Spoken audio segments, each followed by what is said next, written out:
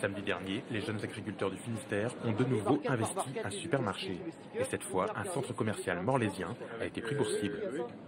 Donc c'est mis origine Union Européenne. Donc on n'a pas l'origine de porc, on ne sait pas d'où ça vient. Donc ce qu'on fait, on se type avec viande de nulle part. Voilà ce qu'on va faire. Donc voilà, sur des simples croque-monsieur, on n'a pas l'origine de la viande. Dans leur collimateur, tous les produits qui ne précisent pas de quel pays provient la viande utilisée. Et comme dans chaque grande surface, ici, à moins de savoir lire entre les lignes, difficile de s'y retrouver. C'est très compliqué. Là, il y a le logo qui est très visible, donc là, on sait directement que c'est du cochon français.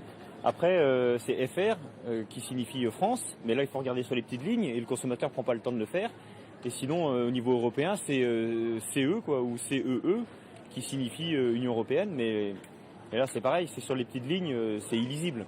Donc, ce qu'on demande vraiment, c'est qu'il y ait un logo très visible sur l'origine, donc Allemagne, française, espagnole, voilà, c'est ce qu'on demande. Un manque de transparence sur la traçabilité des produits qui, selon eux, foule le client. Même si dans ce magasin, la direction appelle à consommer des produits locaux.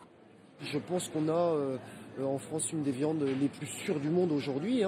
Maintenant, encore une fois, pour le consommateur, l'important c'est de savoir. Moi, je comprends qu'un consommateur puisse vouloir acheter de la viande espagnole ou de la viande d'Allemagne, il n'y a pas de problème. S'il le fait en connaissance de cause, il n'y a aucun problème pour moi. Il a le droit de ne pas vouloir du cochon que je produis moi dans mon élevage. Chacun est libre d'acheter ce qu'il veut. Maintenant, aux transformateurs de mettre les choses en œuvre pour que le consommateur soit informé.